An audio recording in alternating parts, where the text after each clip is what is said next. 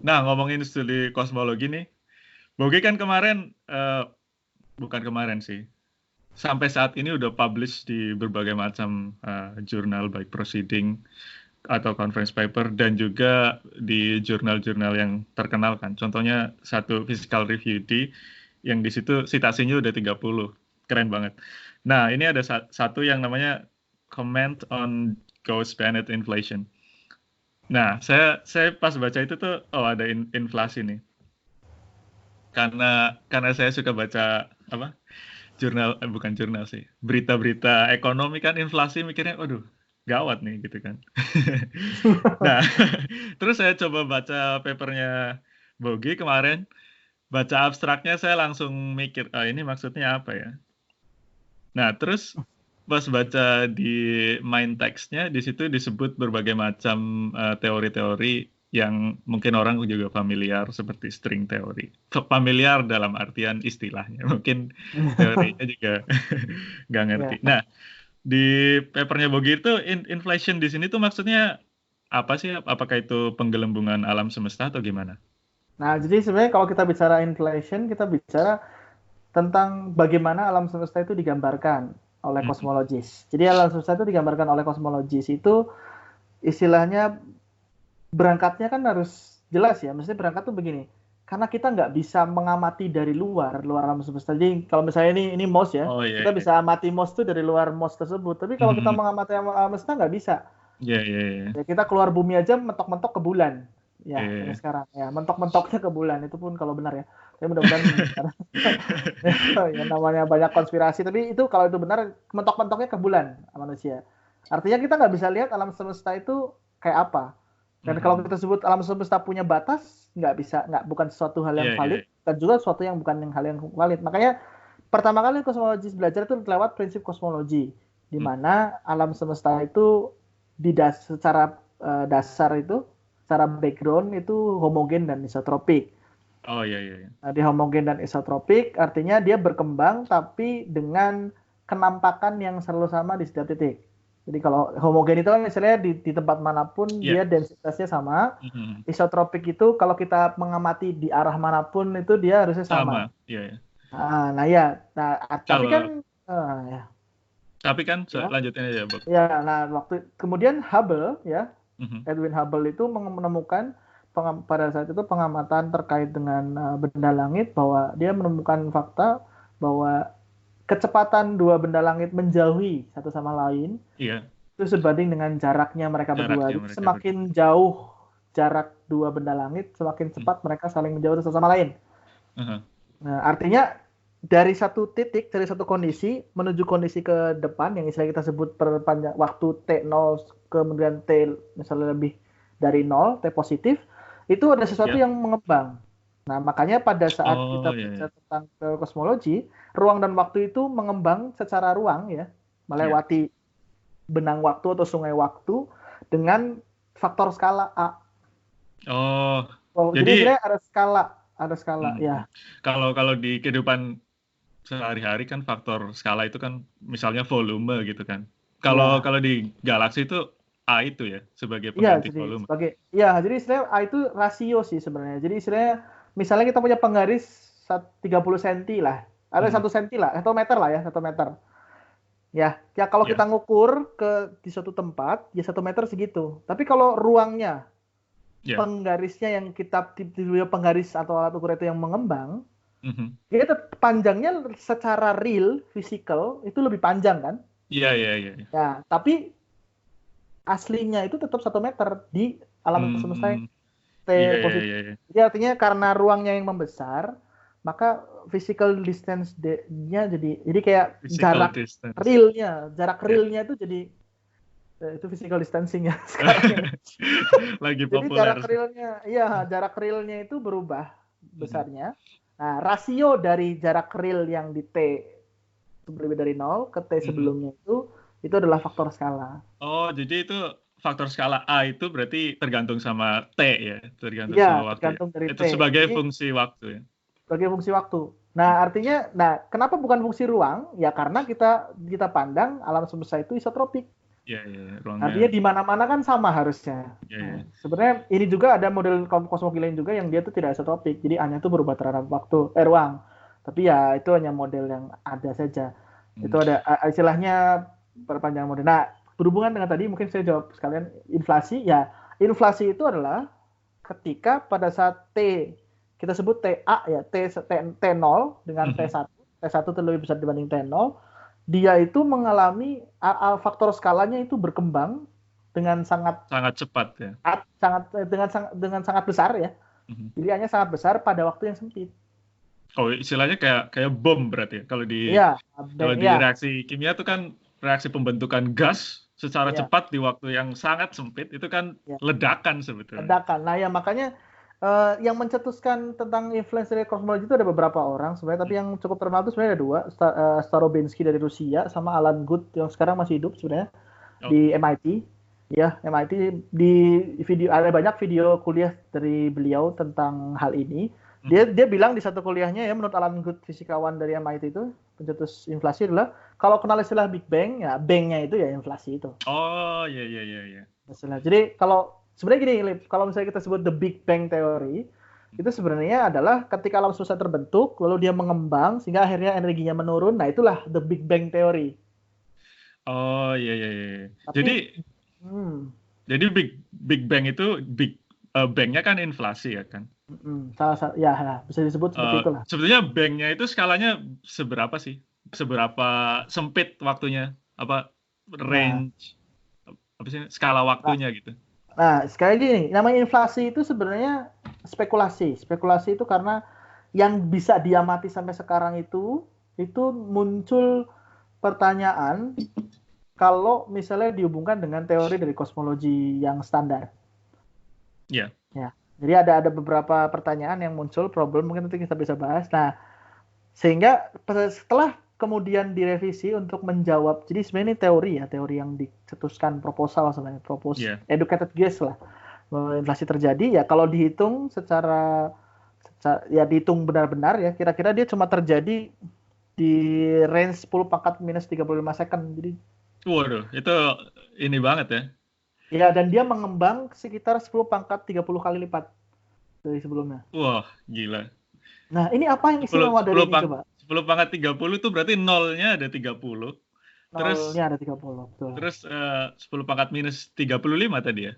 Iya, kira-kira di situlah. Foton bisa gerak berapa angstrom, mungkin lebih kecil dari itu mungkin.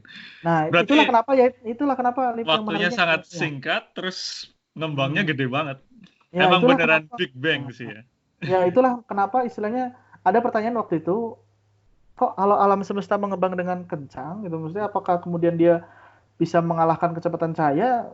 Ya tidak, karena yang mengembang itu ruangnya gitu loh. Jadi istilahnya kayak cahayanya kecepatannya cepat sekali, tapi ruangnya yang memodot. Gimana kok memodot sih, maaf. Menggelembung dengan sangat cepat gitu loh. Gitu. Berarti ini beda ya inflasi dengan akselerasi alam semesta ya? Oh, beda ya, beda. Jadi gini. Nah, bicara tentang akselerasi alam semesta, jadi ketika kan tadi berangkat kosmologi itu menggambarkan evolusi alam semesta lewat faktor skala.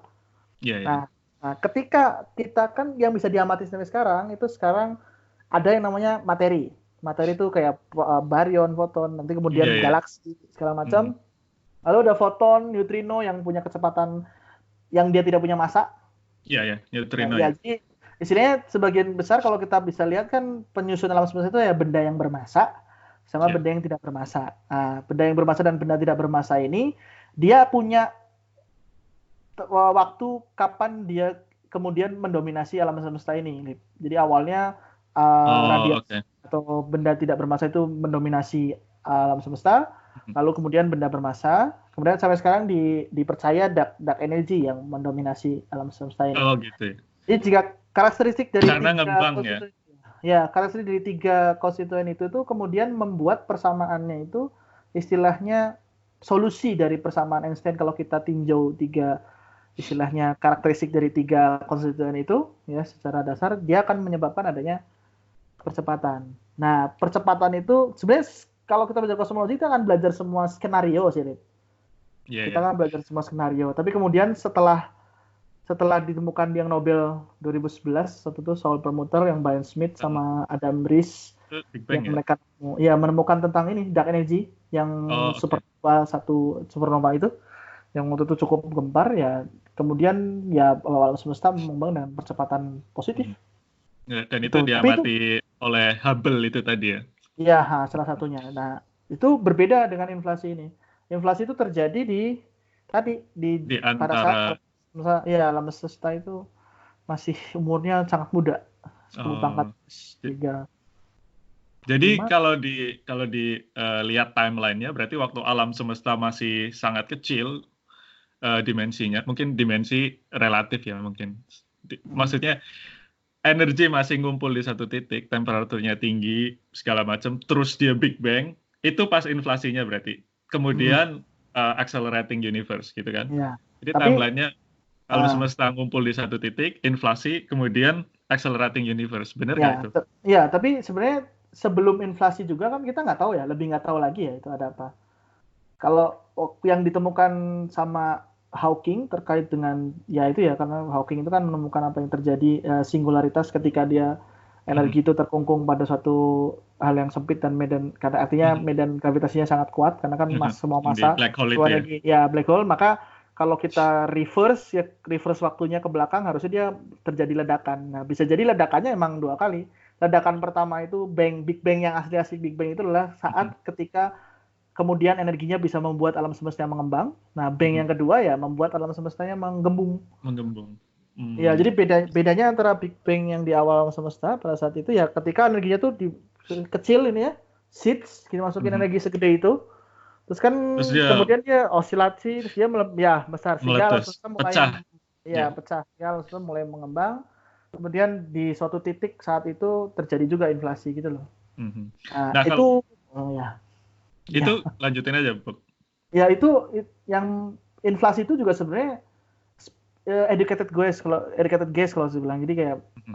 teori yang ditetuskan karena ada masalah yang ingin dijawab begitu. Nah, kita nanti ngomongin masalahnya itu ya. Saya ada pertanyaan lagi nih. Kan saya orangnya empiris kan, maksudnya Ya. segala sesuatu harus ada pengamatan apa sih? Eksperimennya bagaimana gitu. Nah, kan kalau Accelerating Universe itu ada pengamatannya tuh dari Pak Hmm. Edwin Hubble itu tadi kan, yang soal bukan galaksi semakin menjauh karena ruangnya mengembang gitu kan. Bukan galaksinya yang mengembang dalam ruang yang sama gitu ya, bener ya? Nah, Ya. jadi kan makin jauh makin cepat ngembangnya. Nah, kalau inflasi itu pengamatan empiriknya apa ya, Bob? Nah, tadi Kalau sebenarnya pengamatan kalau inflasi atau accelerating universe nih? ini inflasi, Ya, kalau kan inflasi kalau sebenarnya ya. accelerating universe kan ada pengamatannya tuh yang dari Hubble, ya kan? Ya. Hmm, Kalau accelerating universe tuh emang beneran terjadi gitu. Nah, kalau ya. inflasi itu pengamatan empiriknya itu apa ya? Apakah Nah, itu? jadi begini, inflasi itu dipercaya di-generate atau disebabkan oleh sesuatu hal ya. Nah, suatu hal itu pun masih jadi misteri sebenarnya. Karena yang ditetuskan oleh Good itu belum istilahnya masih dikembangkan terkait apa gitu loh. Coba waktu itu dipercaya ada suatu medan skalar yang kemudian berinteraksi dengan ruang sehingga dia menyebabkan banknya itu tadi. Di mana Oke. banknya itu muncul karena ketika suku kinetik dari medan skalar tersebut menuruni potensial dinding potensial, kan energinya itu berubah sedikit-sedikit sampai akhirnya bisa masuk ke potensial. Ini Mhm. memang agak sulit untuk dijelaskan lebih sederhana ya, Lip, mengenai Iya, iya, seperti iya. itu. Turun, kemudian akhirnya membuat perubahan energi yang pelan-pelan tersebut dikonversi menjadi dia tidak mengubah struktur materi dari struktur energi dari ruangnya, Iya. struktur energi dari si materi yang ada di situ, tapi dia membuat si ruangnya itu menggembung karena Oh, energinya oke. turun pelan-pelan. Ya, jadi itu artinya ada sesuatu yang terjadi yang membuat energinya berubah pelan-pelan. Mhm. Makanya dikembangkan teori tersebut. Nah, yang caranya itu adalah kalau ketika biasanya dikembangkan bagaimana cara mengamatinya, kita tinjau perturbasi. Suku perturbasi ada sesuatu yang istilahnya kalau kita pandang alam semesta ruangnya itu persamaan standar gitu ya. Iya. Terus kita tambahkan pengganggu di formulasi teorinya. Iya. Lalu kita tunggu sampai dia berevolusi, kita jalankan dengan persamaan yang ada. Lalu kemudian kan kita punya ekspresi analitik lah istilahnya, ekspresi analitik ataupun numerik dari si perturbasinya ini. Iya. Nah, di teori perturbasi yang berhubungan dengan distribusi, perturbasi yang ada ini nanti kemudian bisa dihubungkan dengan pengamatan dari CMB. CMB itu cosmic microwave background. Microwave background di mana dia itu cahaya atau foton yang datang dari zaman dahulu kala yang kita amati sampai sekarang. Iya, jadi cosmic microwave background itu kan ada waktu matter pertama kali terbentuk ya kalau nggak salah ya. Sebenarnya kalau dibilang terbentuk pertama kali bisa diamati. Ya, pertama kali bisa. Maksudnya kan kalau ada radiasi elektromagnetik itu kan begitu sesuatu. Kalau ada pembentukan materi itu kan ngelepasin energi kan biasanya. Nah, itu kan waktu matter terbentuk ada energi yang dilepaskan, itu energinya dalam bentuk electromagnetic waves di kisaran microwave itu kan. Gelombang mikro. Dan dia bisa diamati. Kenapa epic sekali ya cos CMB ini, karena CMB itu menandai awal mula foton kemudian bisa lepas dari lingkungan partikel yang lain. Oh, benar juga. Jadi selama ini kalau misalnya istilahnya gini, kalau kita bisa tarik dari data yang ada, kita ukur dengan persamaan, temperaturnya mundur sampai ke waktu dan umur alam semesta yang ada. Kan kalau nggak salah dia sekitar 380.000 atau 400.000 tahun setelah Big Bang. Jadi foton itu baru lepas dari kungkungan materi-materi yang lain itu setelah itu. Tapi sebelumnya, artinya kalau belum diamati ya foton itu lepas, tapi dia masih kemudian gerak brown yang muncul yang tidak bisa terkungkur keluar di sininya. Seiring dengan alam semesta kemudian mulai membesar, kan celah-celahnya makin besar tuh. Iya. Dia bisa lolos begitu. Nah, karena kalau misalnya istilahnya alam semesta itu dia itu homogen, seharusnya kan semuanya rata ya, distribusi foton ini rata. Nah, CMB itu nggak rata-rata banget. Iya sih, benar sih. Jadi kan kalau harusnya kalau nggak ada inflasi kan berarti distribusi partikel dan energinya tuh normal ya kan, Gaussian ya istilahnya. Gaussian tuh buat yang kurang familiar, Gaussian itu di jarak tertentu dia kayak nggak ada gitu, terus di pusatnya naik gitu kan ya distribusinya. Maksudnya ada konsentrasi massa dari pusat ke perimeternya gitu kan, bener nggak? Betul. Kalau kita nabur pasir lah istilahnya dari atas, kalau pasir kita jatuhin ke bawah kan ada numpuk di satu titik kayak gunung gitu, terus mereka turun dan pasirnya nggak ada lagi gitu kan. Nah, isotropik itu artinya di semua arah dari pusat jatuhnya si pasir itu harus sama semuanya ya. Iya, kalau kita sebut, ya kita berangkat dari situ sih. Itu harusnya ya kan. Tapi karena istilahnya gini, kita ya itu tadi yang seperti saya bilang, belajar kosmologi itu kan ya kita harus berangkat dari suatu titik. Iya benar. Makanya kita anggap sama dulu secara dasar. Nanti kemudian setelah diamati ada bedanya. Nah, bedanya itu yang kita analisis dari model. Karena secara pengamatan dari CMB itu kan nggak gitu kan ya. Nggak ngumpul di satu titik kan. Nah, itu masalahnya kan. Kenapa waktu sebelum Big Bang kan harusnya ada di satu titik dan distribusinya Gaussian kalau emang ngembangnya pelan-pelan ya kan. Tapi waktu matter pertama kali bisa diamati, kenapa kok nggak begitu? Iya, betul. Ya. Istilahnya kan ya itu, jadi istilahnya gini, kosmologi muncul, belajar kosmologi itu muncul sebelum pengamatan CMB ada. Makanya model tentang alam semesta itu banyak. Bahkan sebelum ada Big Bang ini kan ada steady state model. Jadi alam semesta itu dianggapnya gini-gini aja gitu. Kalau ada bintang hancur ya nanti suatu saat ada bintang yang terbentuk. Ya, jadi istilahnya steady state gitu loh. Nah, karena ada pengamatan CMB ini gitu loh. Karena ada noise yang muncul dari luar, artinya ada sesuatu yang terjadi di awal kemudian dia jalan ke sini. dia nggak hilang radiasinya. Nah, itulah muncul kemudian Itu teori Big Bang ini. bombastis banget itu. Si Ya, MB itu itu. makanya dapat Nobel Arno Penzias dan Bob Wilson waktu itu luar biasa sih. Saya emang orang kimia, tapi Ah, saya apa sih namanya? Fans boy ke kosmologi sebetulnya. fanboy, Maksudnya fanboy. suka lah maksudnya, suka suka Ah, lihat-lihat, mikir-mikir gitu.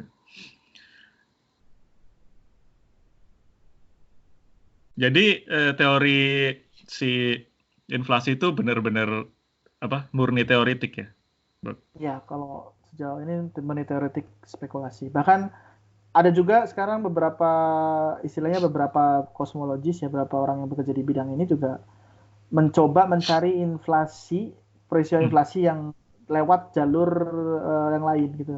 Maksudnya Emang ada mencoba jalur? menjawab, bukan mencari inflasi, maksudnya menjawab peristiwa yang menjawab permasalahan yang dijawab oleh inflasi itu lewat jalur lain. Oh, Contohnya pakai quantum entanglement, pernah dengar mhm. mungkin? Tahu-tahu ya. Mhm. Ya, jadi misalnya state entanglement itu artinya keterkaitan ya. Jadi ada Iya, ya. dua state di Mhm. kuantum itu, kalau ada perubahan di satu state, maka dia serta-merta state yang lain Mhm. akan berubah. Ya, Iya, ya. ibarat kata kayak orang kembar lah, anak kembar kan kadang Mhm. satu sakit, itu jauh satu juga ikut sakit gitu. Jadi Ya, jadi entanglement tuh gini ya, tolong dikoreksi ya kalau salah. Jadi kalau ada dua partikel, kemudian di entangle, mereka dua partikel itu bisa pakai satu persamaan gelombang aja, bener nggak? ya Yang ditambah bisa satu ya. yang bisa menjelaskan dua dua partikel itu walaupun jaraknya jauh sekalipun, bener nggak Iya, sih? dan tanpa ada interaksi antara Iya, keduanya. tanpa ada Jadi interaksi. misalnya dua elektron dari satu keadaan kuantum yang sama kan berarti spinnya beda ya atas dan bawah. Ya, Dia dua elektron itu somehow dipisahkan tempat jauh, satunya diubah ke down, maka tanpa ada apapun yang satunya yang jadi satu berubah jadi up. Hmm. berubah jadi up tanpa ada interaksi. Kalau Itu Einstein bilang entanglement. apa? Spooky action at the Cookie distance. action, ya makanya dia bilang kan harusnya nggak seperti itu karena Ya, harusnya ada suatu variabel yang kamu aja nggak masukkan itu hidden yang variable. hidden variable. Ya. Ya itulah kenapa Einstein tuh nggak pernah suka dengan kuantum sampai Mhm. dia mati. Karena Tuhan tidak bermain dadu katanya. Ya, Nah, bikin kalau play. kan tadi setelah inflasi baru ada apa tadi struktur ya kalau nggak salah ya. Ya, ha. Kalau di kimia kan atau di material science kan struktur itu kan definisinya ya struktur kristal lah atau struktur atom. Kalau di kosmologi struktur itu apa ya? Ya sama. Cakupannya. Iya, Struktur struktur itu atom. ya. Hmm. Ya, kalau misalnya kita lihat di level energi, scale energi tertentu, ya struktur itu baru Oh iya terbentuk. iya iya. Oh, Oke kalau oke. kita turun ke energi yang lebih rendah, mungkin bintang, Berarti cakupannya galaksi, emang lebih luas ya. cakupannya. Iya, ha. Jadi struktur itu terbentuk kan ketika partikel-partikel terdistribusi ke Hmm. satu titik ya. Istilahnya kayak, Ya. kenapa ada planet ya? Karena di situ material penyusun planetnya itu mengumpul di situ. Kenapa Hmm. bentuknya bulat? Ya karena bentuk bulat itu adalah bentuk yang paling stabil Paling untuk, iya ya form faktor paling stabil kan iya. bulat kan, ya bulat. Mhm. Makanya saya nggak tahu kenapa ada orang yang, ya kita nggak usah, ya tahu ya Iya bumi itu iya. datar. Ya, Kita nggak akan bahas itu. kita nggak tahu ya, maksudnya istilahnya alasannya kenapa bulat ya karena form faktor yang paling stabil dari Iya, distribusi paling materi efisien itu kan itu. paling efisien itu kan bulat.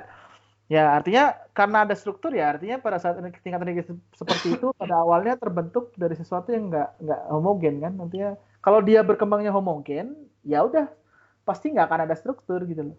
Iya iya. Iya. Ya, ha, Nah, tapi ngomongin tadi kan inflasi itu ada karena ada beberapa masalah kan. Nah, salahnya itu apa aja sih, Bok? masalahnya itu sebenarnya ada tiga yang cukup terkenal. Yang pertama itu Horizon, Mhm. Horizon Horizon Itu Problem. Yang gimana kedua tuh? adalah Horizon Problem itu artinya gini, di CMB pada Iya. saat bukaan sudut tertentu kita bisa tahu bahwa bukaan sudut tertentu itu dia istilahnya kita bisa tahu dengan pasti perbedaan temperatur atau istilahnya fluktuasi temperatur dari satu titik ke titik yang lain. Padahal kalau kita bicara tentang bukaan sudut segitu Mhm. pada saat di zaman zaman itu ya, kalau Ya. kita runut ke belakang seharusnya dua titik tersebut tuh belum bisa berkomunikasi secara kausal. Kasar. Sekarang gini, kalau kita sebut horizon ya, horizon itu kan artinya batas Cakrawala. pandang. Ya, Ya, cakrawala atau batas pandang. Artinya kalau kita mau lihat horizon, kita misalnya ke sawah gitu kan, kita lihat ada garis gitu. Horizon ya. itu adalah jarak batas kita mandang. Hmm, Di lebih jauh dari garis itu tuh kita nggak bisa lihat. ya. Sama juga dengan horizon. Artinya kalau ada horizon, ada dua titik yang terpisah sejauh. Misalnya horizon itu artinya adalah jarak paling jauh yang bisa dicapai sama foton. Ya, Ya, artinya pada saat bukan sudut yang diamati ya, hmm, seharusnya itu dua titik itu tuh tidak bisa berkomunikasi. ya, ya, ya. Karena Tapi kok, jauh. tapi kok sekarang jadi kita bisa tahu komunikasi. Dan komunikasi kan artinya kalau saya komunikasi sama Alif misalnya lewat Alif di Scotland, saya di Indonesia di Bandung, saya kan Hmm, kita lewat internet ya, fiber optik segala ya, macam, ya, saya kirim foto dengan cepat, terus jadi gambar saya diterima ini terus dikonversi menjadi cahaya, terus saya ya, dikirim ke ya, Anda, ya gitu ya. ya, Artinya ya. kita bisa berkomunikasi secara kausal gitu loh. Ya. Hmm, Cuma kalau misalnya jarak kita berdua tidak bisa ditempuh oleh cahaya, nggak mungkin dong kita bisa tahu perbedaan set antara kita berdua. ya, ya, ya. Nah, yang diamati seperti itu, yang dihitung seperti itu, artinya pasti ada yang terjadi di depan. Nah, yang terjadi itu karena ada inflasi, Mhm. maka bisa jadi yang dulunya, yang sekarang terlihatnya itu tidak bisa berkomunikasi itu, Jauh-jauhan. ya dulu Dulunya tuh sebenarnya ada di satu horizon. ada di Cuma karena satu tiba-tiba mengembang, titik yang. horizonnya jadi mengecil gitu loh. Jadi Oh iya. seolah-olah dua titik yang istilahnya dulunya sekarang tidak bisa berkelihatan nggak bisa berkomunikasi itu dulunya sebenarnya bisa gitu loh. Cosmic microwave background itu kan gambar yang ada spot-spot merah sama biru itu kan ya. Iya, Itu konon ya, perbedaan temperaturnya cuma 10 pangkat 10 pangkat minus minus 5 5. Kelvin ya. Fluktuasi. Ah, Gila.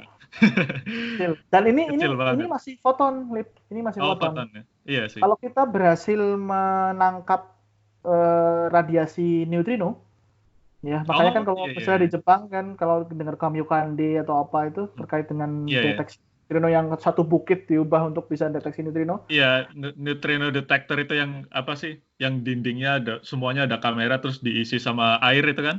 Iya, nah kalau Hmm. neutrino berhasil diterima, dia akan bisa menangkap umur yang kenyataan yang lebih tua lagi karena neutrino itu lolos lebih dulu dibanding Terbentuk foton. lebih pertama ya. Ya, Jadi jadi bukan terbentuk sih, lolos juga. Dia lolos pertama. terbentuk, lolos lebih lebih dulu dari kongkongan materi yang lain dan ketika Hmm. energinya juga makin lebih tinggi. Makanya Tapi karena dia salut temperatur sih. kecil, ya kalau nggak salah secara teori itu harusnya kalau dia nyampe sekarang, neutrino itu Hmm. temperaturnya sekitar 1,9 Kelvin. Oh gitu. Kan kalau foton itu kan 2,7 Kelvin plus minus 10 pangkat minus 5 itu. Nah, kalau neutrino berhasil nih berarti kita bisa mundur lagi. Nah, kalau memang ini sudah benar-benar valid, nanti teori inflasi itu kemudian bisa dicek lagi dengan si neutrino ini. Jangan-jangan nggak keliru. Tapi Tapi jangan-jangan neutrino susah sih deteksinya karena kan dia nggak ya, berinteraksi sama hampir ya apapun kan. betul. Nah, itu dia makanya maksudnya saya bilang kalau itu berhasil, kita berhasil mundur lagi Hmm. ke istilahnya kenyataan yang lebih dekat dengan pada saat alam semesta lahir gitu loh. Epic banget ya sih, luar biasa. Nggak berinteraksi tuh maksudnya ini kan apa sih? Dia nggak bisa nabrak apapun cuma lolos Iya, doang. lolos saja. Iya, artinya kan kalau kita semakin paham neutrino itu punya sifat seperti apa, ya kita jadi bisa tahu bagaimana cara Hubungan mendeteksi ya, kasualitas ya di titik yang kasualitasnya. jauh gitu ya. Nah, Ya, terus masalah yang kedua itu apa? flatness theorem. Nah, kalau menurut pengamatan ya alam semesta itu tuh istilahnya flat. Ingat di sini kalau saya sebut flat itu bukan berarti kayak bumi bulat itu ya. Bumi. Maksudnya kenapa tadi saya menyinggung tentang bumi datar karena saya mau bilang ini alam semesta flat bukan berarti flat itu dia tuh kayak lembaran bukan. Ya maksudnya flat itu artinya dia secara dasar dia tidak melengkung dalam arti ruang waktunya tidak curve melengkung.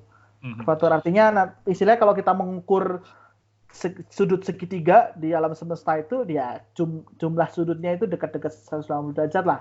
Kalau gampangnya lah. Istilahnya kalau misalnya kita keluar angkasa, kita kirim foton bentuknya segitiga, sudut yang dibentuk itu ya 90 derajat, itu flat. Jumlah ketiga sudutnya Ya, 180 ya, derajat. 90 derajat. Itu kan kita sebut Kalau melengkung kan lebih besar ya. Ya, gampangnya kalau misalnya kita punya bola, itu bola yang bekel bagus, kita gambar segitiga kan jumlah tiga sudut segitiganya nggak akan 180.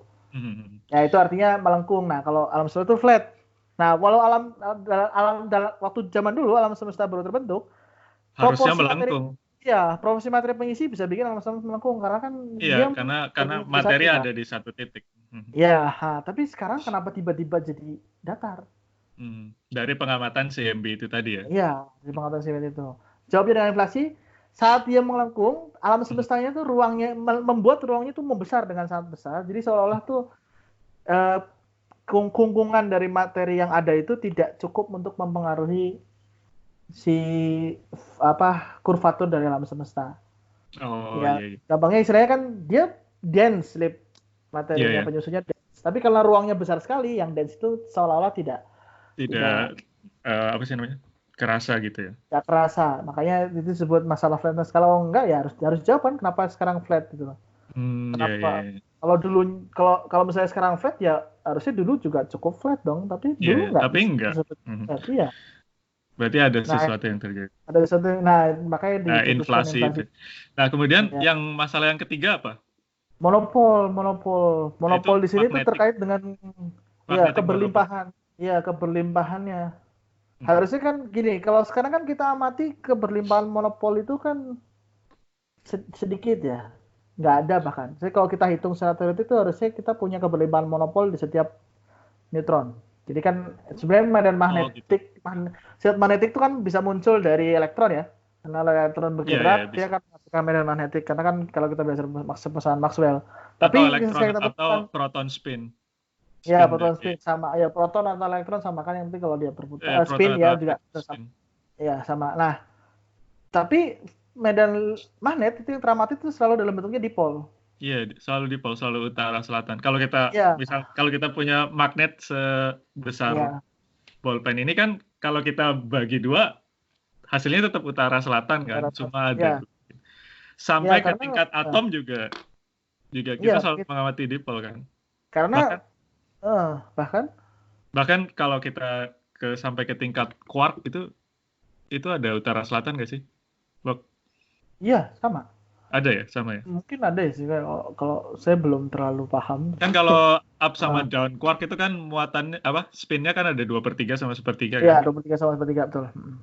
Jadi tidak tepat seperti biasa, seperti bahkan muatannya juga kan, muatan listriknya kan juga pecahan dari muatan elementer kan.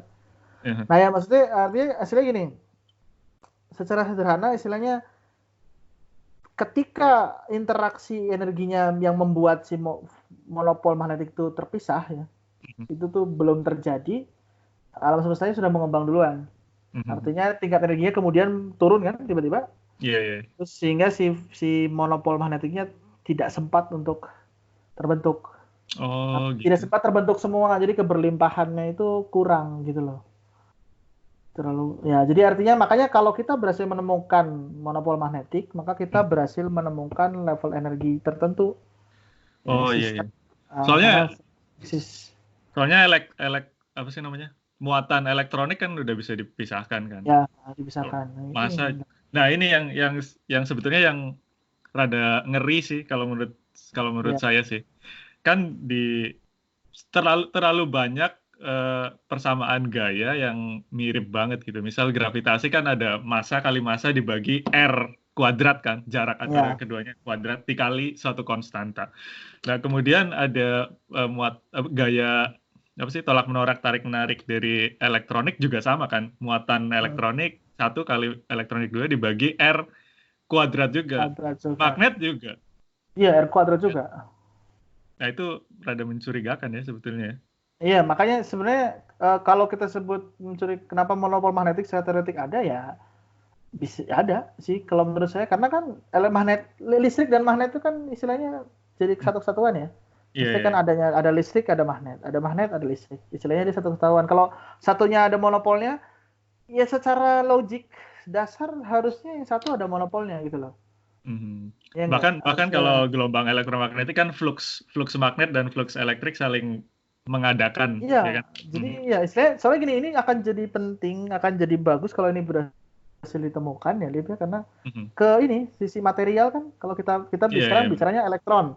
Nah sekarang bayangin kalau kita bisa mengkarakterisasi elektron lewat magnetiknya. Muatan magnetnya. Iya, artinya bisa jadi ada elektron yang lain gitu loh. Elektron satu dengan elektron yang lain bisa kita bedakan dari ininya, Dan kalau Dari kita sudah bisa matematika. bedakan itu, ya artinya nanti ada sesuatu yang rekayasa besar yang bisa kita lakukan. Ya, tapi ya sekali lagi, magnetic monopole itu emang nggak ada sih, belum Belum ditemukan. ditemukan. Ya, sampai sekarang. Gitu. Ini menarik banget kan. Sebenarnya kita elektron ya elektron aja. Cuma bayangin kalau Hmm. ada elektron A dengan elektron B, yang di mana A dan B itu bisa kita bedakan dari Iya, iya, iya. muatan magnetiknya. Nah, sebetulnya kan kan Bogi kan eh, milih teori inflasinya kan yang Gauss-Bonnet itu ya. Bener nggak Iya, saya bilang? iya Nah, betul, Bos. sebetulnya model inflasi itu ada berapa banyak sih, Bog? Nah, sebenarnya model inflasi itu banyak. Hmm. Istilahnya ya, Kenapa jadi milih kenapa milih Gauss-Bonnet? jadi sebenarnya gini, inflasi itu kan peristiwanya tadi ya, peristiwa di mana alam semesta itu ruangnya tiba-tiba menggelembung dengan dalam waktu yang sempit dengan Hmm. besar menggelembung sangat cepat dengan sangat besar. Ya, setiap model yang bisa dikembangkan untuk menjelaskan agar alam semesta seperti itu di scale energi seperti itu, ya berarti valid. Ya, nggak, yang Oke. penting ada hasilnya. Nah, artinya sebenarnya ada banyak. Sebenarnya kalau mau disebutin ya, misalnya seperti slow roll, lalu kemudian ada dengan dilaton, ada Mhm. dengan Higgs particle juga ada beberapa model juga. Yang penting solusinya muncul, inflasi. Nah, kenapa memilih Gauss-Bonnet? Sebenarnya dari awal nih kalau jujur-jujuran ya, waktu itu saya dikasih istilahnya Tema penelitian. kepercayaan, ya dikasih kepercayaan pada saat saya mulai S3 itu pergi ke Jepang waktu itu 1 semester ke Kobe. Waktu itu kita sempat ketemu ya di Jepang, saya ke Iya, Tokyo sempat satu malam. malam-malam. Lah ya, satu malam saja nginep walaupun kedinginan. Ya, waktu itu ke Jepang, waktu itu tujuannya memang saya ingin belajar inflasi, saya mulai dari mana gitu. Nah, yang dikasih oleh waktu itu host profesornya waktu itu ya, Profesor Jiro Soda di Kobe University itu adalah model dengan Gauss-Bonnet inflation karena sebenarnya dikasih lah, ini tolong kamu cek tentang model ini, kamu pelajari. Waktu itu nggak dikasih guidance, kenapa harus pelajari, nggak. Hmm. Jadi saya cari sendiri. Nah istilahnya kayak ini dikasih gitu. Ini nih ada model ini nih, kalau kamu coba cek di perturbasinya apakah ini oke atau enggak gitu loh. Mhm. Di saat itu dikasih. Tapi kemudian kan saya belajar lebih lanjut dan saya punya istilahnya motivasi belajar Gaussian. Kenapa model Gaussian ini menarik? Karena tadi ya pada saat saya good yang slow yang saya bilang inflasi itu medan Mhm. skalar. Jadi saya belajar medan skalar itu menuruni potensial, menuruni tingkat energi potensial pelan-pelan ceritanya. Oh, Jadi oke. istilahnya yang terjadi itu seperti itu. Tapi di Gaussian ini nggak ada potensialnya. Oh, jadi itu jadinya lebih simpel atau gimana jadinya, Bu? Sebenarnya kalau dibilang lebih simpel enggak, karena kan potensial itu akan membuat kita makin simpel. Kenapa makin simpel? Karena kan ya kalau kita kasih potensial bentuknya tertentu, ya kan, kalau kita sebut biasanya fine tuning. Fine tuning itu artinya dimasukkan dengan tangan lah. Misalnya kita tebak-tebak ya educated guess ya, nggak tebak-tebak buah mangga gitu. Mhm. Tebak-tebak kita masukkan bentuk tertentu, kita coba bagaimana evolusi dari si modelnya seperti apa, dia Ya. menghasilkan inflasi. Tapi di sini dengan interaksi suku Gauss-Bonnet, jadi suku Gauss-Bonnet itu nanti panjang sekali ya, panjang lagi itu dari mana ceritanya Gauss-Bonnet itu ada. Mhm. Ini ada suku Gauss-Bonnet yang dari tensor tensor gravitasi istilahnya dia berinteraksi dengan medan skalar tanpa ada potensial. Ternyata Mhm. setelah dikerjakan dengan persamaan Einstein, dia itu menghasilkan solusi inflasi yang tadi Oh, ya, ya, ya. yang Yang sempit dengan eksponensial besar tadi. Nah mhm. kan jadinya menarik kenapa artinya kalau kita berangkat dengan adanya potensial, pertanyaannya kemudian masuk lagi. Potensialnya dari mana? Oh, iya, iya, iya. Ya kan? Terus kemudian karena ada pertanyaan besar kalau misalnya kita belajar tentang inflasi itu adalah ya yang menyebabkan inflasi apa? Oh, medan skalar. Medan skalarnya apa? Karena medan skalar kan banyak jenisnya. Mhm. Bermassa atau enggak kan juga macam-macam ya, bermassa atau enggak. Karena kalau tidak bermassa, kalau yang aku pelajari nggak bermassa ya. Yang medan skalar nggak bermassa. Kalau nggak bermassa seperti apa? Apakah sekarang masih ada medan skalarnya? Kan harus bisa diamati kan. Iya, Cuma iya, iya. ya itu kesampingkan di situ. Nah, model Gauss-Bonnet itu tidak ada potensialnya, tapi Mhm. bisa menghasilkan solusi inflasi.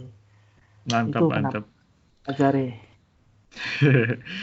Nah, ya lumayan menarik ya. Untuk yang tertarik, silahkan hubungi Pak Bogi langsung